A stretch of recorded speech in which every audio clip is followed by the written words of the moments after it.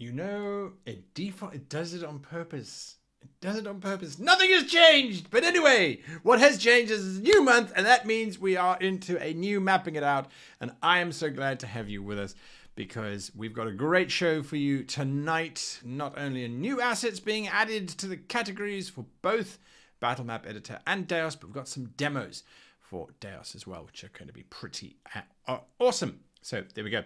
Right, as usual, if you have questions, please put the word question in caps in front of your question in the chat so that I can have a look and get those questions to pose to Till, who will be answering them for you. And we are streaming, I believe, both to Twitch and YouTube and pulling those questions across. So if we're answering things that don't make sense, you know where they're coming from. And sometimes I just ask questions that pop into my head, and that's just a risk that we have to run because, well, I'm running the show. So let's get straight into it. We've got a lot of stuff coming up on the show. Super excited to talk to Till. And of course, here he is. Hello, Till. Let me just make sure that they can hear you. Are you still with us? No, they can't because I don't know why. I don't know why, because it hates me. Can you talk now, Till? Yes, I can talk now. Yes, and of course they can hear you. Oh, dear, oh, dear, oh, dear. So, you know, I know what it was. There was an update this afternoon to OBS, and it said, do you want to install the update? Oh, and I right. went, yes, and it said, okay, now we're going to mute everything. I'm just surprised we have a picture. Yeah, me too. So updates are a thing that happens for all software manufacturers, apparently. And we're going to talk about a little bit of a patch, a little bit of an update coming up that happened for DEIOS. But we're talking about the Battlemap Editor today. And Till, how's the team doing? How are you doing? Well, the team's doing fine. It's busy. Like, it's really busy here at the DungeonFog offices. Because there's so many things going on at the moment. With stuff that we're doing for the Battlemap Editor, stuff that we're working, like the CD editor that we're working on Project DEIOS. We're still in the process of bringing Ilya and Andre to Austria, which is tedious bureaucracy most of the time, but we're getting ahead and along there. I really hope that by the end of April, we at least know when they will be coming, because at the moment we're just waiting for confirmation. And we had a lot of sicknesses, interestingly enough. So there were a lot of sick leaves over the past couple of weeks, which caused us to change some things in our timetables and address different things first that we wanted to do later, but which is fine. Will all benefit you, basically. And yeah, no, we're doing good. We're busy as bees, and I can't really believe that it is already February. Like, we're almost March. You said it before when we were prepping. March is over, more or less. So Q1 review is already scratching at the door and saying, "Oh, what did we achieve in Q1?" So yeah, that's what's going on here. That's what's going on there. All right, well, let's actually have a look at the roadmap coming up, but that's going to require us to go into the Battlemap news section, and for that we're going to need some music, Till. Yeah, so of course. Maybe they'll hear you, maybe they won't, probably, if you're lucky. Okay, here we go. Battlemap news, so fresh. Okay, so fresh. I like that, except that that's the wrong one. There we go. All right, so now we're into the news. Okay, so fresh, and we're talking about the roadmap.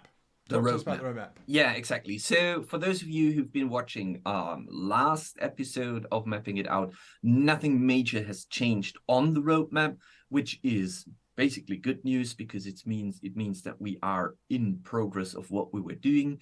We are in the progress of working on the asset manager, which I have brought some previews today that we can look at. I think most of the community hub updates are being finished and will be handed out through patches in the next couple of weeks. In regards to the marketplace, there is the only, let's say, change due to the fact that Ferret had to take a sick leave for a couple of weeks.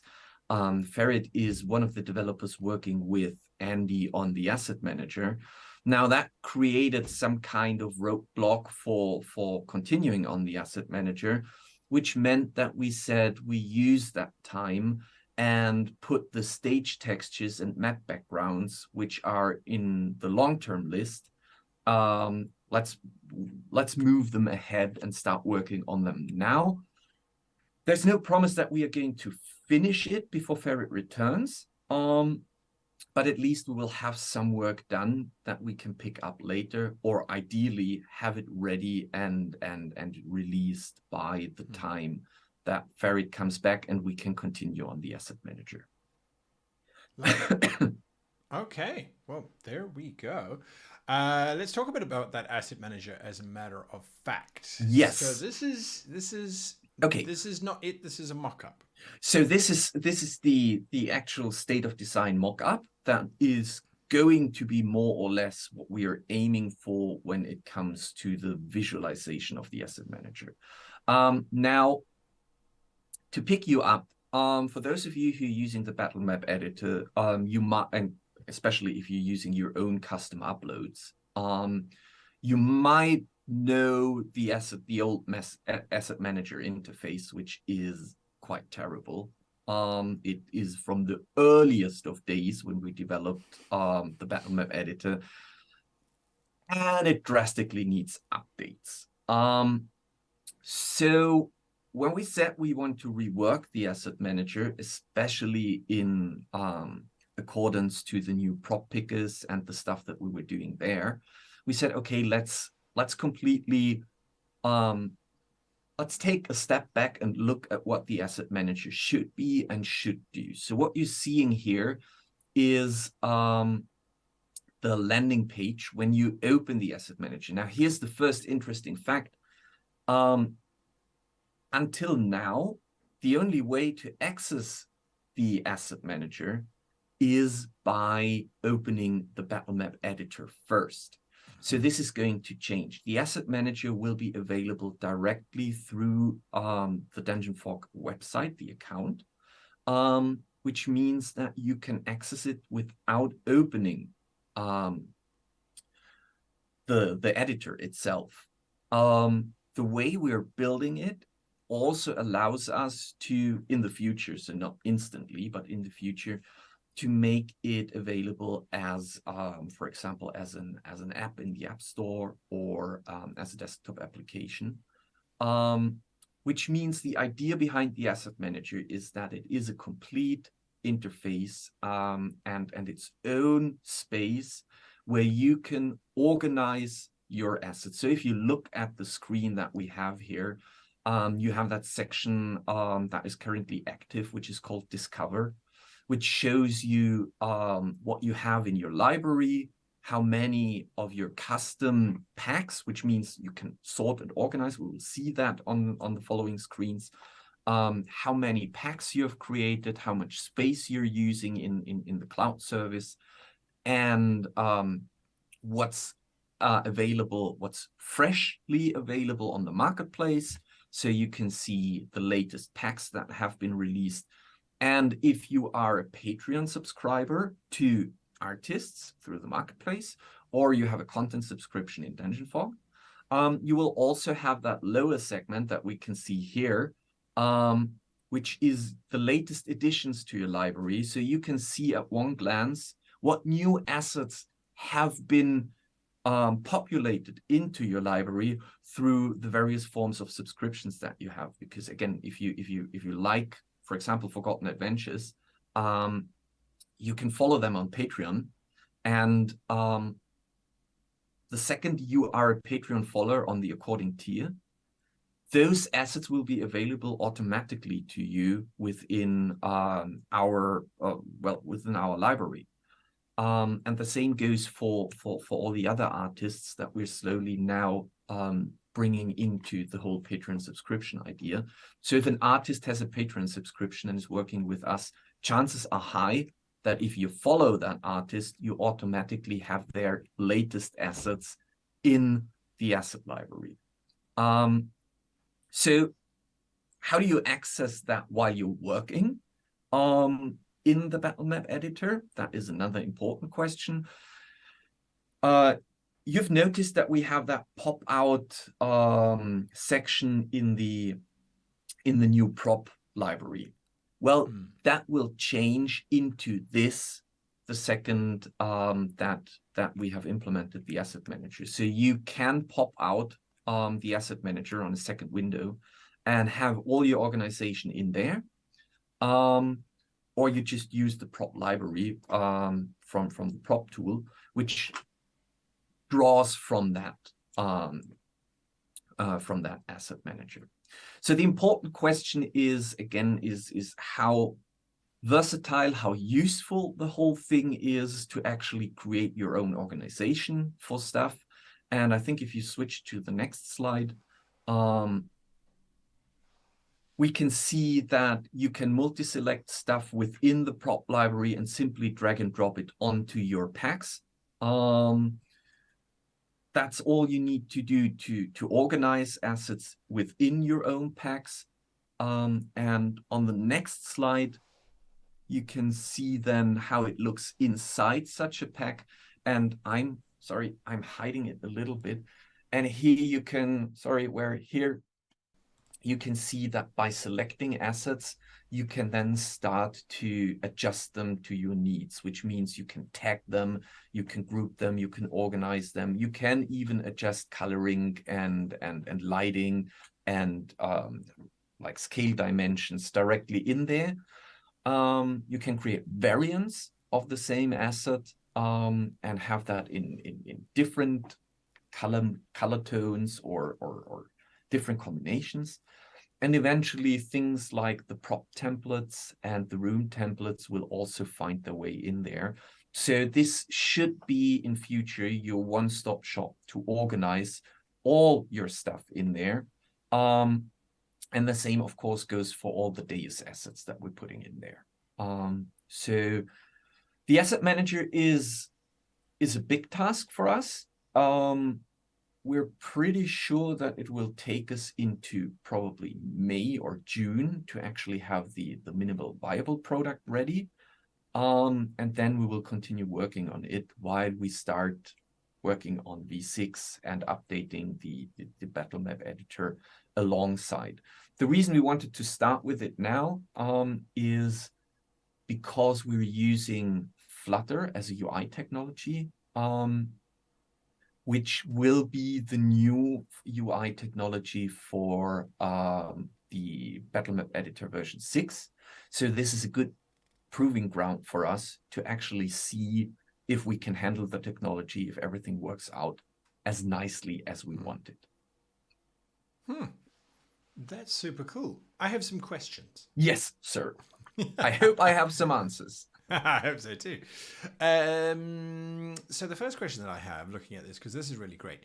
As you say, this is technology that you are basically proving, which would then go into DEIOS as well. So once we've learned how to use this system, it would work on DEIOS as well. Exactly. Perfect. Okay.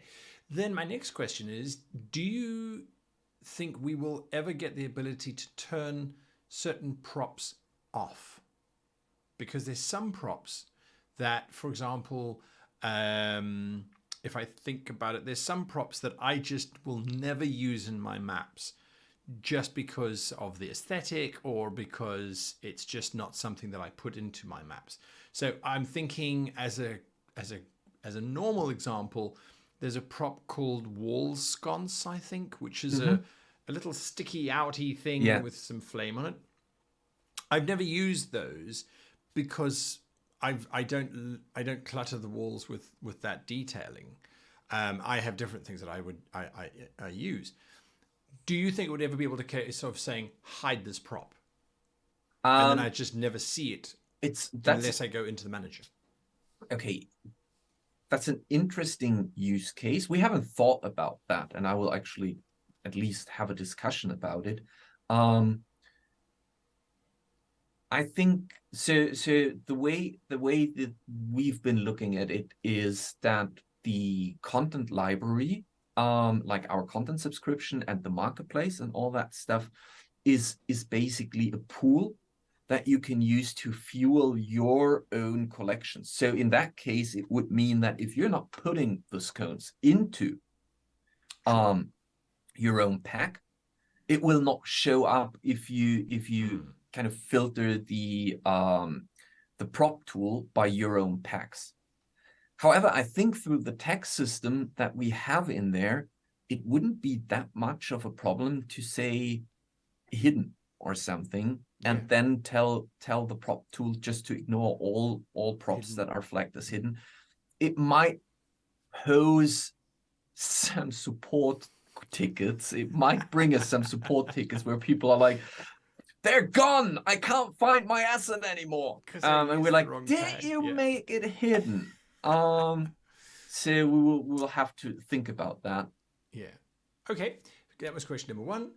Question number two. Well, there's a question in chat. Can DEIOS be used for creating world maps? Yes, it can. We're going to get to DEIOS in a few moments. It's the second part of the show for tonight. So if you are a DEIOS fan, DEIOS is coming up, I promise you. But there's still some more to talk about. Battlemap Editor first. Next question, with regards to being able to, on this particular slide, as a matter of fact, where we can see changing the dimensions of the prop. Mm-hmm. Those values of 1 and 1, I'm assuming that's one grid size. Yeah, it's always related to grid size. Right? Exactly, yes. Do you think it would be impossible, or would it be possible to have that grid size as an overlay? So when you change the dimensions, you can see the prop on the grid. The reason why I ask is literally the well is right there, and the well should most likely never be 1 by 1. Yes. Okay. So we haven't put it into those slides because we were trying to not to overpromise too much. But the idea is that when you look at the way that the assets are arranged, they're currently all in 1 by 1 size. However, we are experimenting whether or not we can make it that your viewport, so what you're seeing here, is actually in relation. So that if the well would be 3 by 3, it would actually take the space of those 3 squares. And so your library would actually show them in relation.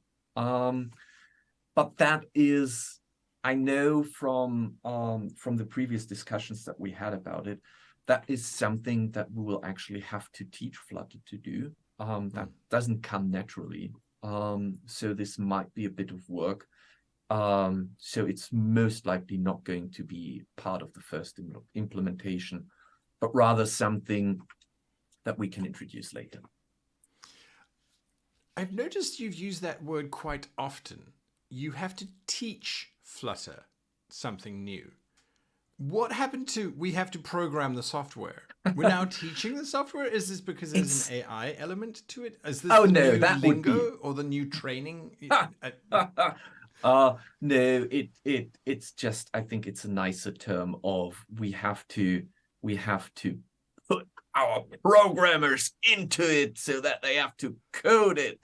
No, we're teaching the software to do stuff.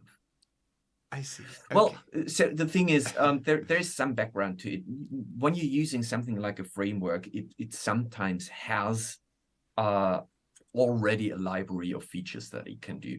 And if you think about extending that library, it remains available for all the other projects that you're doing. So I think the term teaching it has a nice touch to it, because we're teaching our software to do stuff, and if it remembers that, it can do it through all the other projects that we're touching. Well, there you go. All right, you learn something new every day. Till we are also going to the next slide now, which is the new assets. Now, I would say that Classic Dungeon was probably the biggest radical asset change of 2022. Yes. Yes, that was It was a something. complete diversion, wasn't it? It was a complete diversion. It was something that I always wanted to do and wanted to see. And I think so. So at least for me, we're going to see it in one of the screens. It has a merit to me when I playing around with ideas, and I don't really want to get too deep into colorizing, texturing, using paths and all that stuff. I just want to dish out a very conceptual map first, which probably is fine enough for me if I want to have it as a GM map. And we've been looking at things that we can do with that.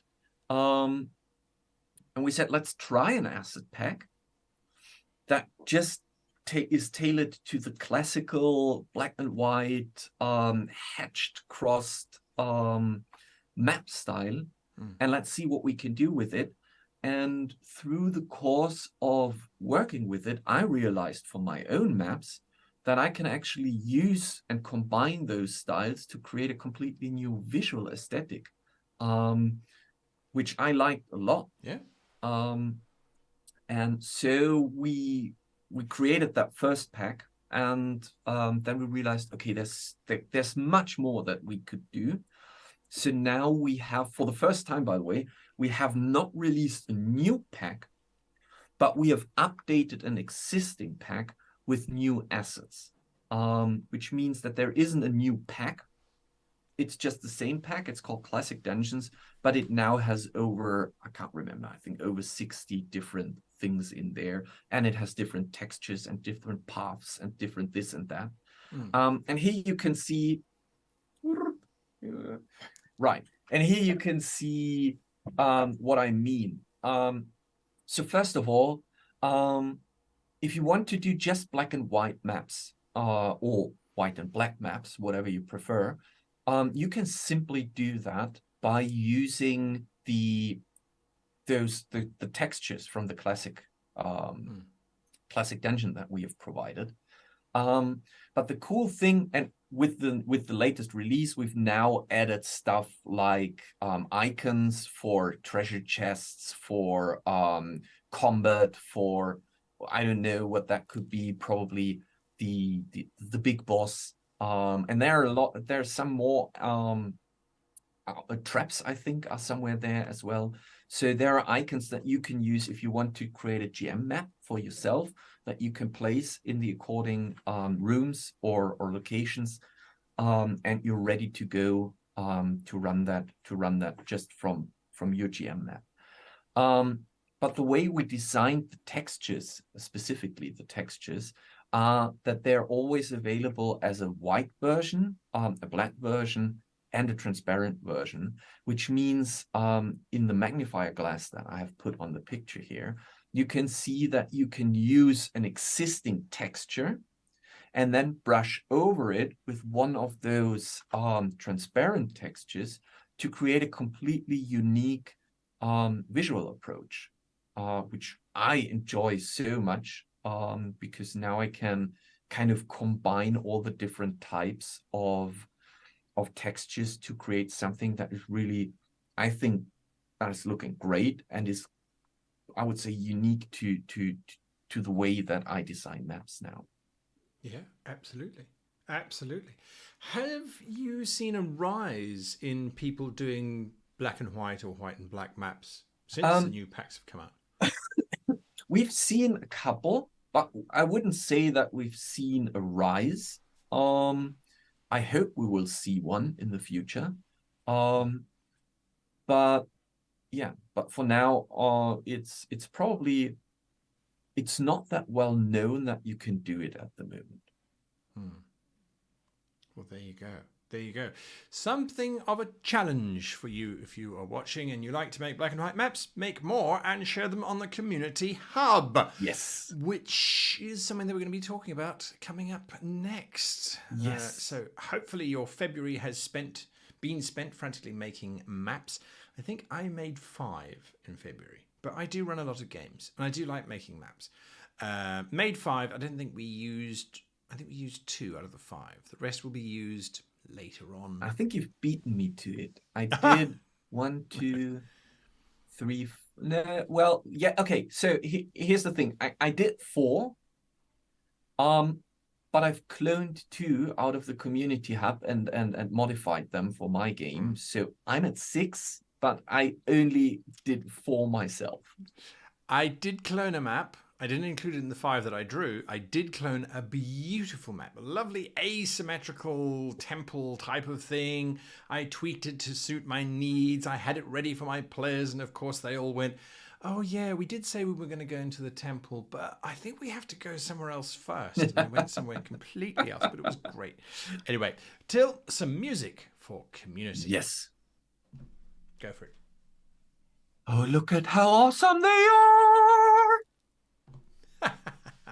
There we go. They are awesome indeed. Okay, so we are looking at the Community Hub. Now, if you have not been with us for the past few months, we have changed up how we do the community map. We no longer look at a specific individual creator. Now, we look at 5. That's how many there are of you. We realize that if we only looked at 1 a year, well, 1 a month, that would be 12 a year. That's not a lot of community members, considering there are thousands of you creating amazingly wonderful and beautiful maps.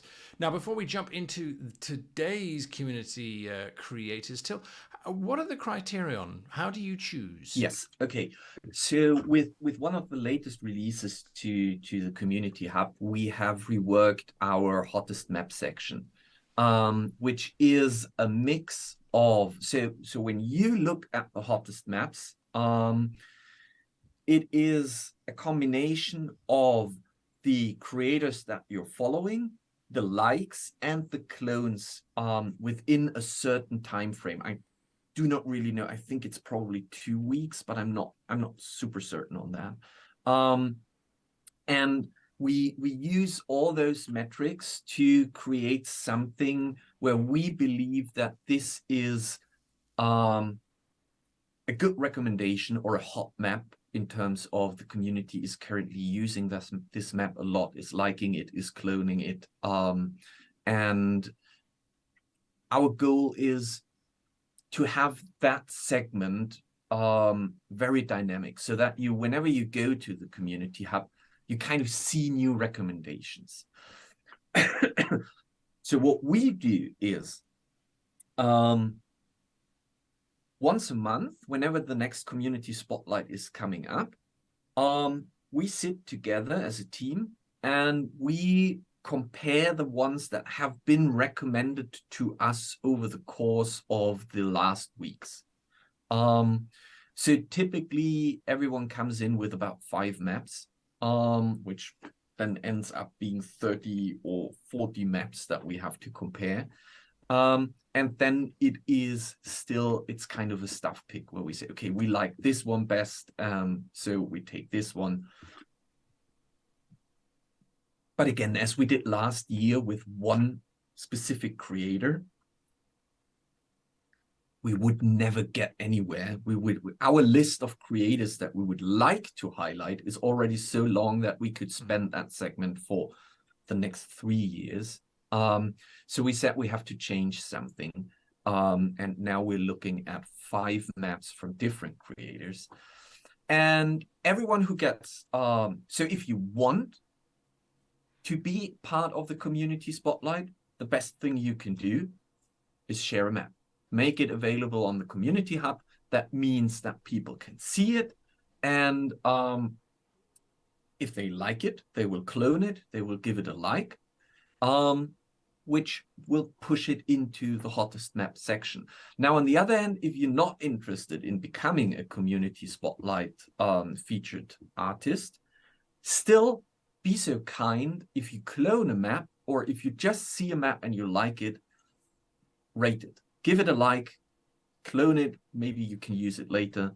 That helps other artists to get some awareness, basically. There those who get into the community spotlight, they can also, if they check their profile, they will see that they have this. I will constantly point in the wrong direction. Have this great map badge. Absolutely. Okay, let's jump into it. The first one is a user by the name of Still Day. Yes, and this is an amazing map. This is mind-blowing. It is a mega dungeon. It is not only a mega dungeon, but it is a mega dungeon that, if I remember correctly, comes with map versioning, which means that when you check the latest map nodes, the little description that you can add to a map, you can see at which version this map is at the moment.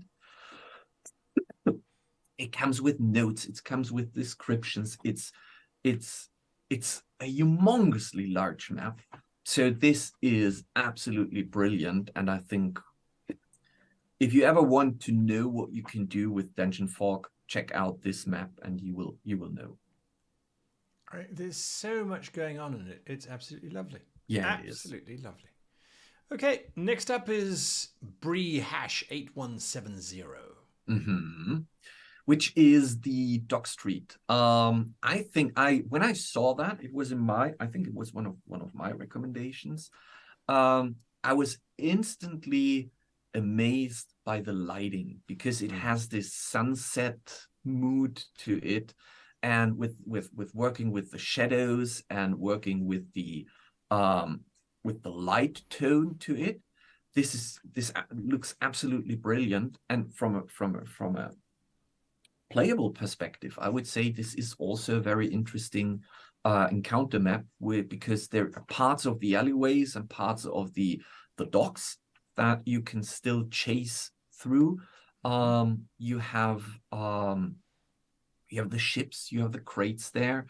My only critique to that one is that you could probably do something with the water. Yeah, the textures, I think, need a bit of scaling, but it still works.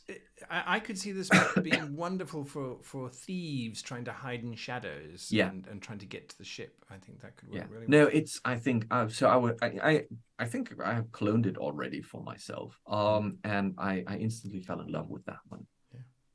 Next up is Darien.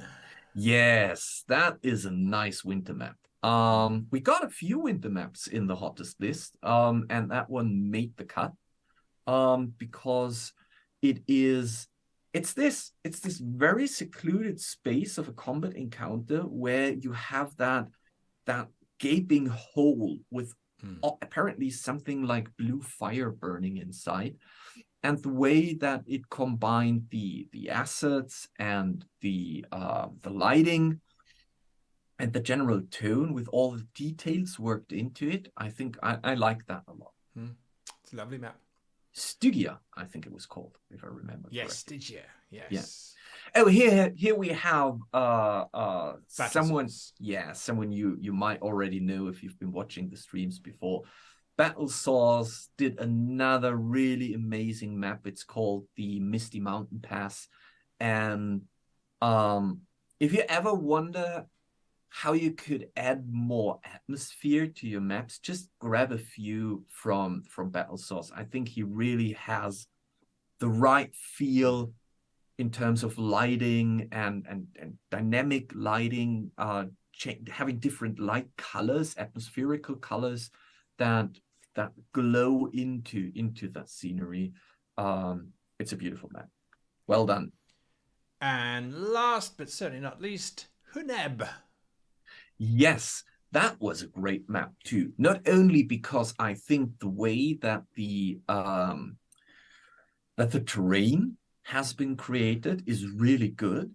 The waterfall is just stunningly beautiful, and if you look at this really feels like a top-down view, because if you look at the water, you can see how it gets deeper and deeper and deeper.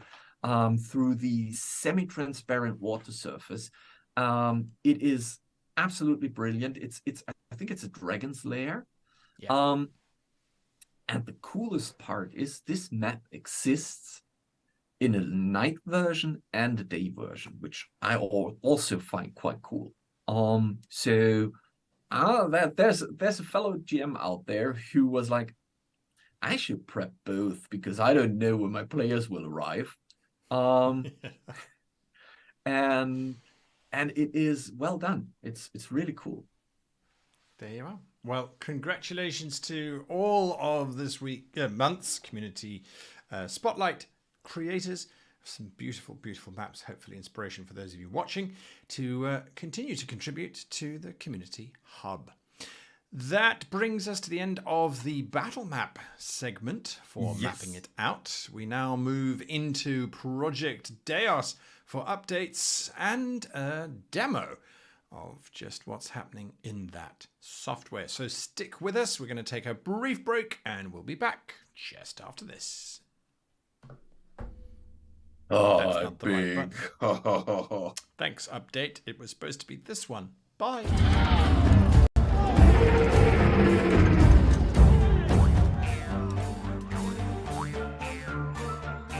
What's got you down, Ogre?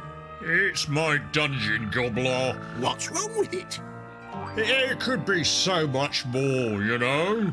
With more stuff. It can't be that bad. Let me have a look. No, you've got a nice dunge swamp full of snakes and spicks. Ah, snakes and spikes. Very nice. But, I mean, that's it. How am I supposed to attract adventurers with that? 2 words. DungeonFog. Dungeon what? DungeonFog. For over 3 years, we have put all our love and determination into making DungeonFog the best battle map making tool out there. Thanks to you, our amazing community, Game Masters can pick from over 10,000 community-created and shared maps, and can turn them into their own epic dungeons to use and share. None of this would have been possible without you. Thank you. And may our tools always help you to create maps your players will never want to leave unexplored. So, what do you think, Gobbler? Well, it certainly is different.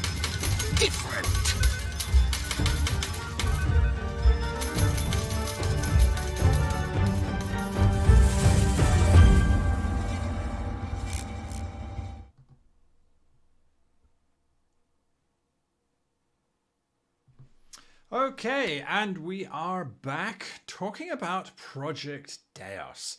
Now, Project DEIOS, of course, has been going on for quite some time, and it has been growing and changing as lessons have been learned and things have been discovered.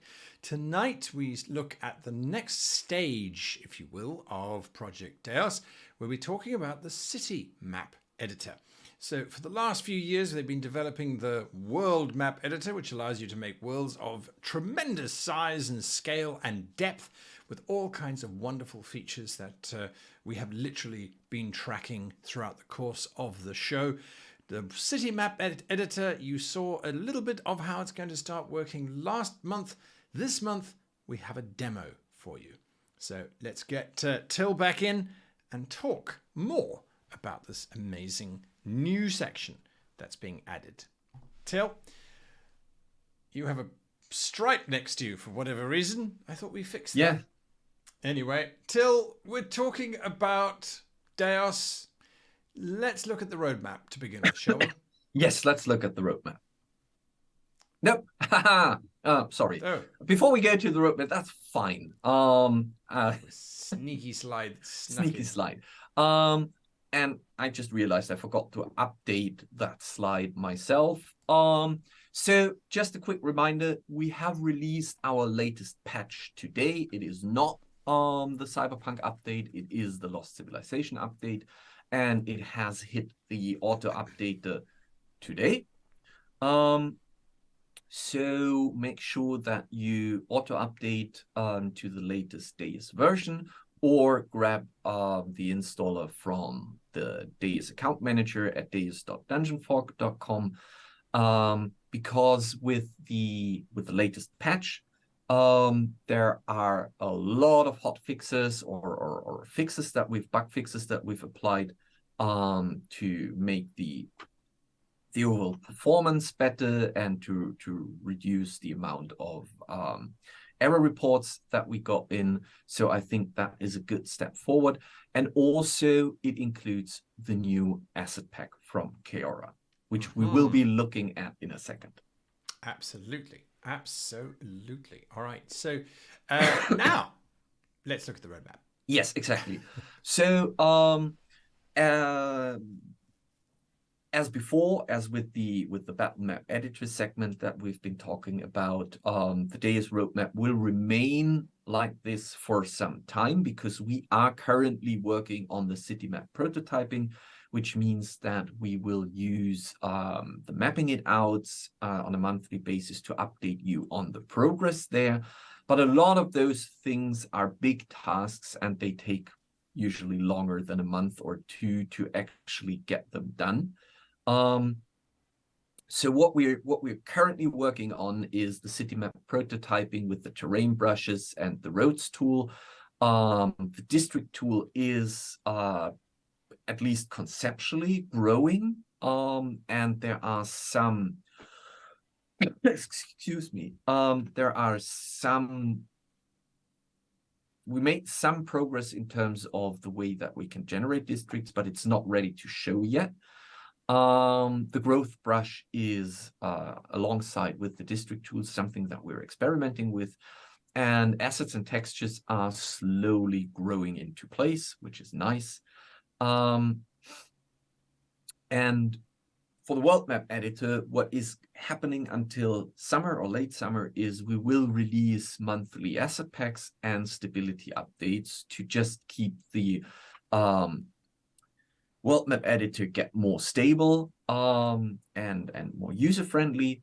But we will return to the world map editor once we have launched our city map alpha, and then we will address the things that were left untouched before we started working on cities. Again, the reason for that, we're going to see some of it today, is because we also want to use the opportunity to work on specific tools under the environment of City Map Maker, so we can then kind of take that learning and put it back into the world map editor.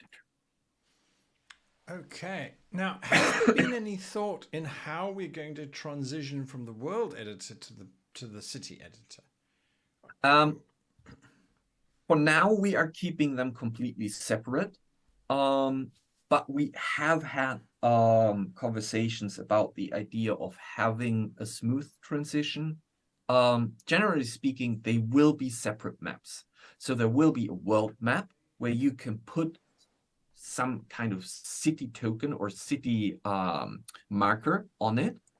And when you then want to edit the city map, you open a separate map file for it, because that makes it much easier for us and for you to actually use the same city map on a different part of the island if you want to do that, or reuse city maps throughout different projects. But how are we going to switch?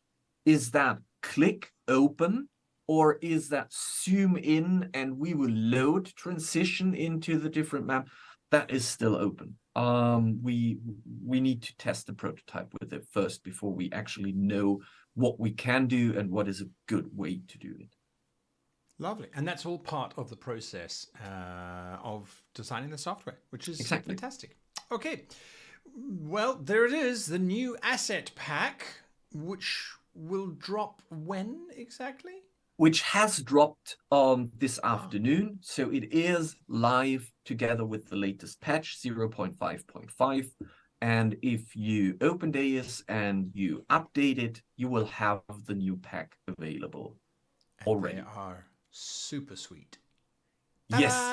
Ta-da! So Lost And Civilization. sand dunes. And sand dunes. Yeah, okay, we'll talk about that in a minute. The Lost Civilization pack is all about, the idea of the lost world, maybe an island or a peninsula, like what was it called? Isla Nuebla, from the Lost World. Correct. You have dinosaurs, you have those ziggurats, you have those ancient totems and structures, a lot of stuff that you can use to decorate for the remnants of ancient civilizations. And very nice. I've been using it in my maps already. A lot of tents, if you want to build tent cities, or again, if you want to have a desert and you want to have an oasis decorated with tents around it, I really like them a lot. And which I think I'm not using it so much, but I know that people are using it. Keora has created a lot of those things as combinable tiles, which means that you can kind of puzzle together your own megacity if you want to do something like that. There's also there's some really neat references in there, like there's a little portal gate that you can use with active or inactive portals. There's a broken version of that one available too. And when you look at the dinosaurs, they are so beautiful. Which is your favorite one? I really like the sunken heads, because you can put them wherever you like, put some vegetation around it, and it instantly looks awesome. From the dinosaurs, I must say the Tyrannosaurus Rex is just stunningly beautiful. There are, and I think that was a really clever choice from Keora. If you look at the upper left corner, there are some next to that gigantic obelisk. There are some, like how do you call them, antelopes and buffaloes, and yes, they are drawn in a way that they resemble, I think from the shape and the color, they resemble cave paintings. So when you put them on the map, they are actually really good as indicators for there's a herd of those creatures here, or there's a herd of those creatures there. And yeah, it's a beautiful pack, all in all.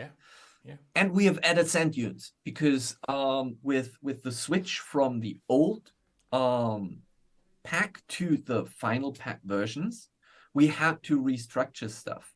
And sand dunes were, well, I wouldn't say lost, because we knew that we would want to bring them back, but we didn't really have a decision in which pack we want to bring them back. And we've decided that they fit nicely into the Lost Civilization. So that's why we've included them here. So if you've been desperately looking for sand dunes and you're like, I know that there were once sand dunes, well, they are now back again. Fantastic. I know I was one of those going, did I miss sand dunes? When I was typing in the tag to try and find it, I'm like, desert, sand, dune. What's the tag? Oh, yeah, there is no tag. No, by the way, with the recent patch, we've also done some cleanup on the tags, which means they are a bit better organized, and they are now sorted alphabetically, which makes it much easier to go through all the available tags and pick the ones that you're looking for. Fantastic. Right. Time for the demo. My favorite part. My favorite. Well, we're not going into the demo directly, I believe. We're talking a little bit concept first, and then we'll look at the demo. But you're so mean. Yes. All right, fine. We'll talk about the concept first. All right. So, the City Map Maker. Yes. So the City Map Maker is our big task for this year. We want to have the city map maker finished in late summer. We want to have it in a way that we can hand out an alpha to you so you can play around with it, which means that we are putting all our efforts at the moment into making that tool grow and become, I think, from the concepts that we have, become a really useful tool for creating villages, hamlets, towns, and cities. Now, just before you continue, just again to be clear for those of you who are new to the show, the map behind us is not made in the city map maker. Yes, exactly. That was an artwork that Keora created for us, and that we used for the Kickstarter artwork, and specifically for understanding what we need to do, what we want to do. So that's just artwork at the moment. Yeah. But eventually it should be done within the software. I derailed your train of thought. I'm sorry. Let's go to the first slide. Yeah, so again, this is for those of you who are wondering where we are at the moment. Our current state is that we are building the city map maker in a secluded prototype environment. We have, since the last mapping it out, where we were showing it in a completely separate environment, we have now created something like a test environment within our DEIOS application, which means it is a stripped down version of the DEIOS application itself, and it is packed with development tools. So if we're looking into the demo, it might resemble the DEIOS application, which is good because that means that we can develop it directly into a portable state.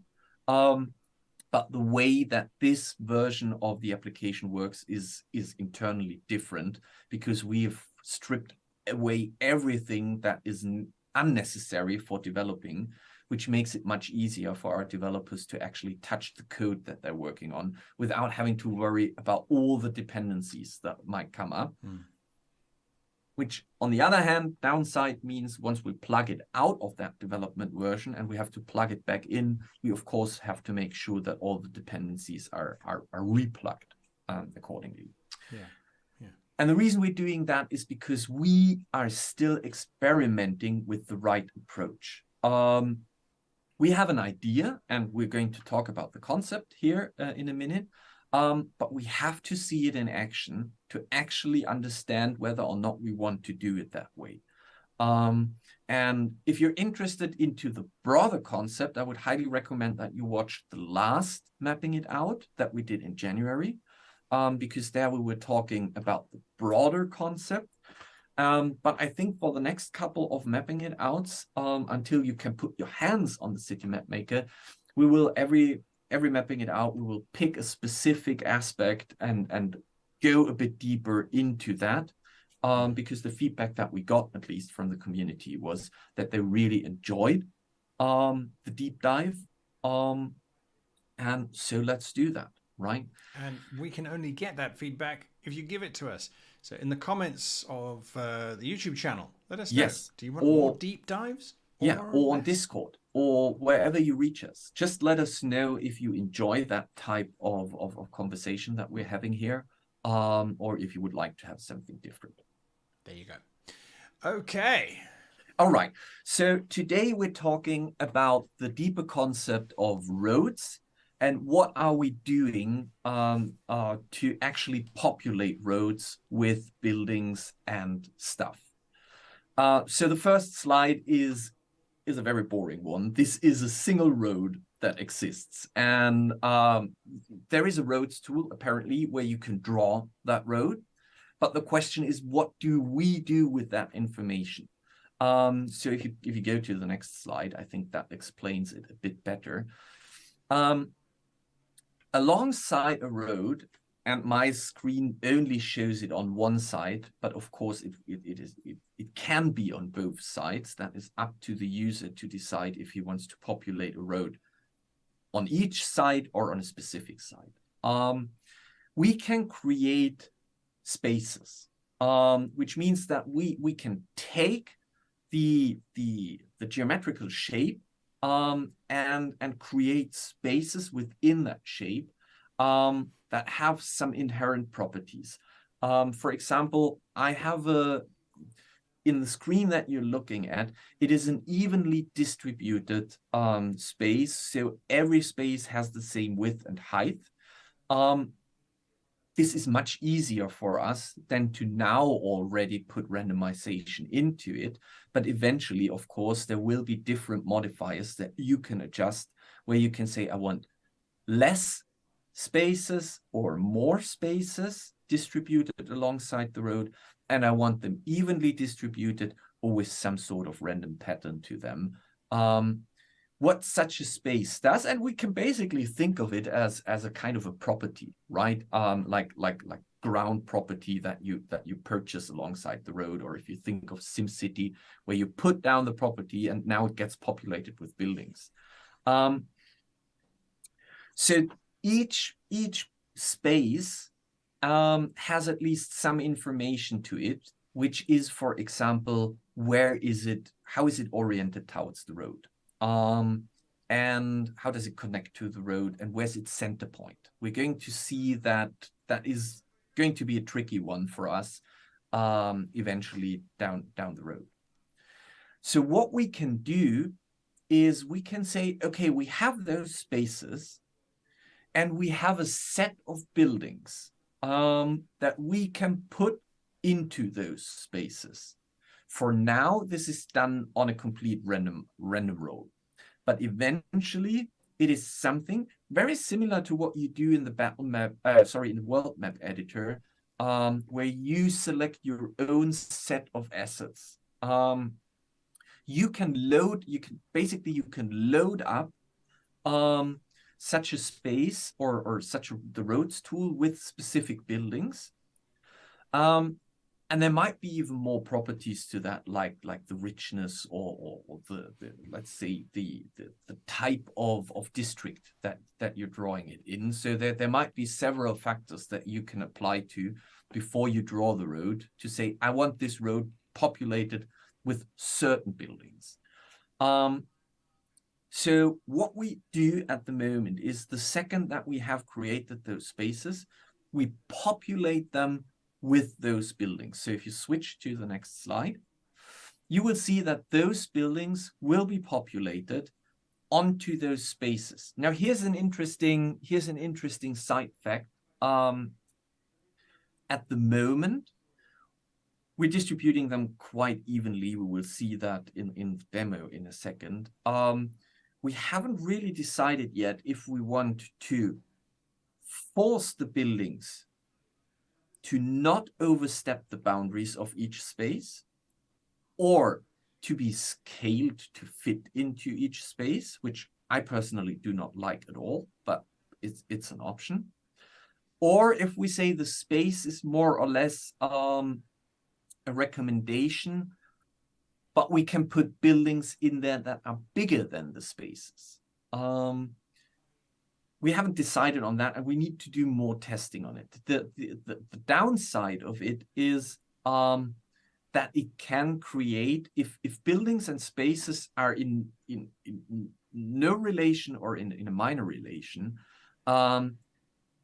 it could lead to buildings being completely overlapping each other. But on the other hand, if every building has to fit a certain space, it means that you have to be able to adjust the size of spaces more on your own end. And we're not certain how many parameters you really want to adjust when working with it. So at the moment, we have a kind of a weird mix here, where we say we know the spaces, but we kind of ignore them for now and put buildings where we can, and then use the spaces for something else. Which is not part of the demo yet. This is just part of the concept that we're working on, which is we can identify the empty space, which what you can see marked as red here, which is created as those buildings are being placed down. And now with those buildings randomly being placed down, there are empty spaces coming up.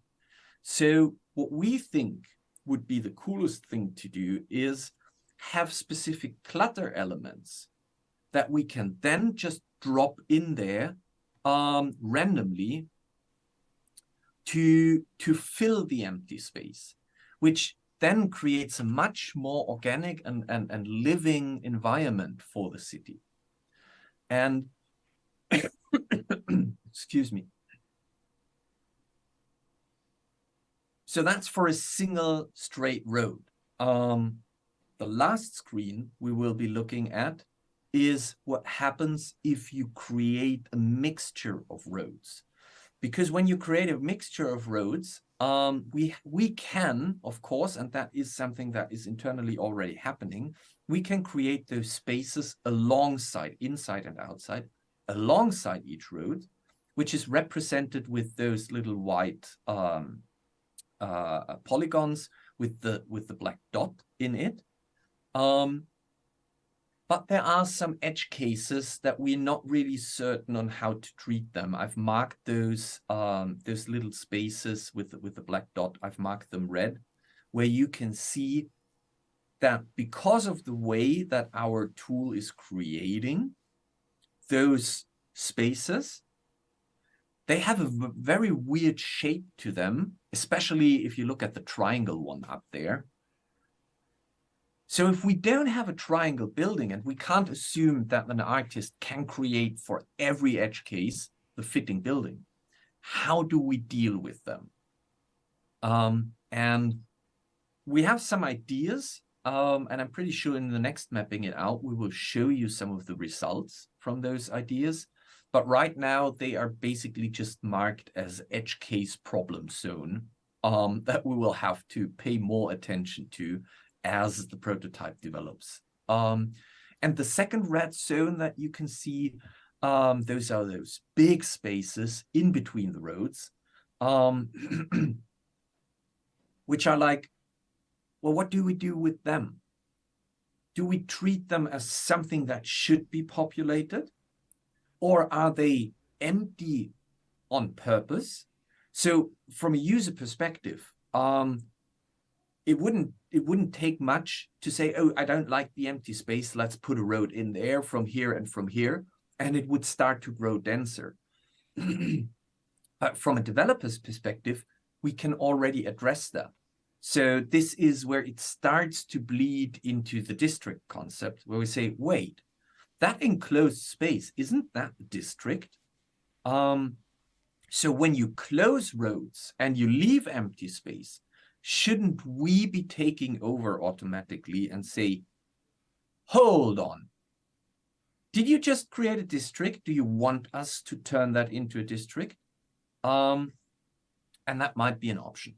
So the reason why we're going that way is because hopefully it was clear the way that I presented it, that the second we understand how roads work, and the second we understand how we can populate buildings alongside the road, we can kind of build on top of that concept to start thinking about districts and to start thinking about other things like, for example, the growth brush that we're not talking about the growth brush today.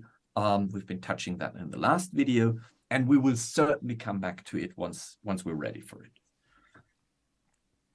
We've got some questions here, Till. Mm-hmm. Sure. And the first question from Lord God is, you spoke about plugins or plugging it into the DEIOS main frame, if you like, the city.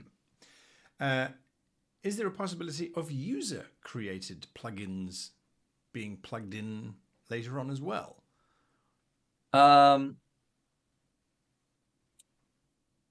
Potentially, yes. So probably not for the current DEIOS version, because the way that it is built is very enclosed with the libraries that we're using. With version 6 of the Battlemap Editor, we've already said we want to tackle that concept in more detail. So we're going to do it. We're going to start with the Battlemap Editor.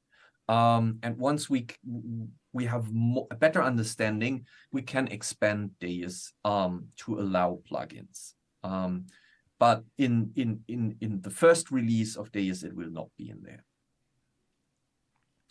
Another question from Lord God, which it's way over my head, so I'm hoping that it will make sense to you, is again from Lord God. Could buildings occupy multiple spaces? Overall spaces are smaller, but the buildings work like table cells and rows in HTML with column and row spans. Yeah. Okay. That actually is a really good idea. Because we've been approaching it from a way where we say, okay, how do we bring together the size of the spaces and the size of the assets? And as you've seen, there are some collisions there, because if we adhere that a building cannot leave its space, it means that in some spaces there will not be enough buildings to populate it. Now, I really like the idea. I will bring that back to the team where we say, wait. What if a building, like the equivalent of a grid, right? A table has a width of 2 grids, but a height of 1 grid, right? What if a building has the information to be 2 spaces, to occupy 2 spaces or 3 spaces? That would potentially help.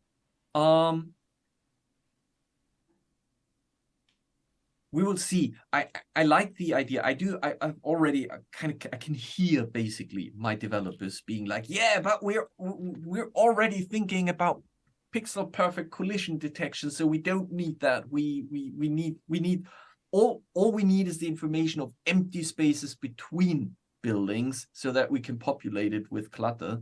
But that is a definite write down for me, and I will have a conversation. There you go. The slide says demo, Till. The slide says demo. I have to do a demo. Yeah, let's do it. All right, so let's switch to the demo. You ready? Yes. In 3, 2, 1. And you need to and turn I have off. to turn off. Exactly, the green screen. There you go. Okay, now it looks like something. So as you can see, it looks like DEIOS. It is not DEIOS. It is a development environment that we have built for us so we can play around with it. And as you can see, we've just reused one of our tools here to have something like a roads tool, which currently has not a lot of options in here, which is fine. And what it does is it allows me to create a first road. And let me zoom in a little bit. Here you can see those are the prototyping assets that Keora gave us, where he said, okay, let's experiment with that.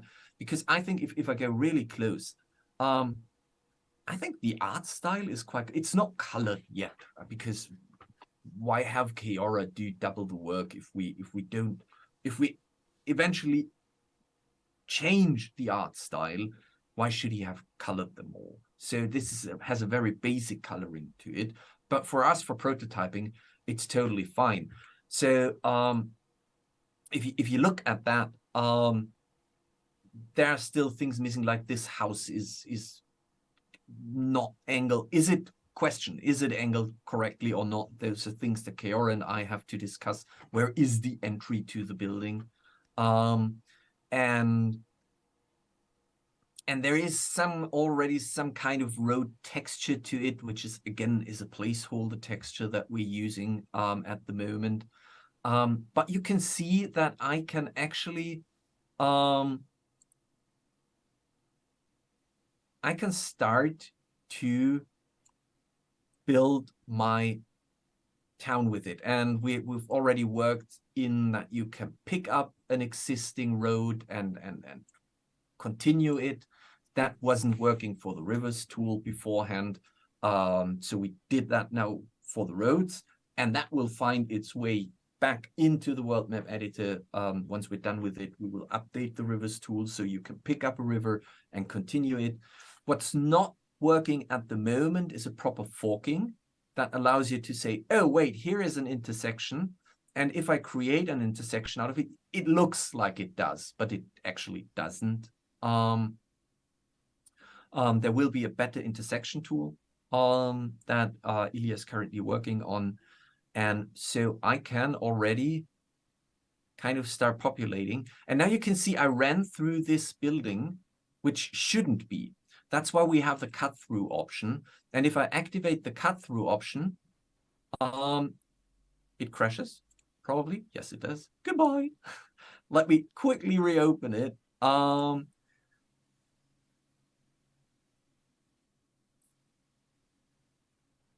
If I can ever find it again. Whilst Till is busy looking for that, just a reminder that if you want to continue the conversation, head on over to the Discord channel, where everybody is always around to have a chat and a discussion about what's going on, as well as you can find the developers there online from time to time. Try not to bother them too much, though, because they are supposed to be working. Anyway, right, so back to the demo. Back to the demo. Let me just quickly, I didn't save my map, which was unfortunate, but I've lost it now. Let's just do that again. No beautiful colors at this. That's fine. That's fine. So if I have the cut through active, and it's broken at the moment. It looks like I cannot show the cut through, because it crashes all the time. Next month. And that's the joy of doing live demos. Yeah, exactly. Worked beforehand, now just suddenly doesn't. It doesn't. Yeah, it's fine. It's So whilst you're busy opening that up again, Till. Yes, sir. This looks like it's well on its way to working quite nicely. I think this is already doing a great job. Well, yes. I agree. I think in terms of, do we like the way that the roadmap basically works? We're happy. We want to. So I think that's the important part. Is we want to have the road artery system perfect before we move on. So having the cut through work, having those intersections work, having those, like, what if I want to connect this road with this road? Those things need to work. And the roads tool, just simply for creating an artery system of roads, will be done. You can see that the buildings are evenly spaced and there's too much space in between them. I think even if I try to create something like a district or, like a city block, it never looks like that. It is way too clean and way too balanced. It doesn't look organic. So the next thing we need to do is, once we have the city, like the roads tool really done, we need to go in and start adding more and more randomized parameters to it. See what happens if those buildings move tip to tip or even are overlapping a little bit. Have more things that we can change to see if that goes into the right direction. And then again, it goes back to Keora and the artwork, and he looks, once we're done with it, he looks at the result and he says, yeah, I like the style of the buildings, or no, we need to change them. Because that is another process there. But in terms of, if you remember what we were talking about last, mapping it out, where there was basically just a wireframe preview of the prototype, and where we are now, I think we made quite good progress. And I'm quite happy with where the road, sorry for the pun, is taking us. Absolutely. Absolutely. This is spectacular, Till. This is really, really, really great. I think everyone in chat agrees with me. They also agree that you should get a badge called the Software Bravery Streamer badge, where you do demonstrations of software. crashing things. Yeah. There you are. Till, fantastic demo as always. Let's switch back, unless there's more. No, but I just have so much fun making my city. Yeah, and suddenly you've created a city, by the way, that Yes, is a again, little bit random, but at the same time is already starting to look like a city. it And is. it's taken And you I think no that time at all. that was one of the most important points to be proven for us internally was, does it work from concept, from an artist's view? How do you create a city? And I mean, we all know what it is, what it means if you have tons of building props that you have to place down. What if you turn that around and say you only have to do a road and buildings populate automatically, which brings you from the artistic standpoint, which just brings the demand to you to understand how road artery system works. Now, apparently, I have no understanding for it because that's not how it would work. So for districts, we can probably help there a little bit. But basically, if you want to quickly draw a map, and you know me, for me, it's always about efficiency and being able to do something quickly, because you always prep too late, so you quickly need to have a new map. I think it's moving into the right direction. Absolutely. So now you want to switch back. Well, we don't really need to switch back because all we have to do is say that's the end of the show. And thank you all for watching and staying with us and for your wonderful questions. And I'm sure there's going to be more commentary and more dialogue and discourse happening. Oh dear, oh dear, oh dear. So from me until for February's Mapping It Out, I think that all that remains to say is Happy map making. And we'll see you again next month, same time, same channel. Goodbye. Goodbye.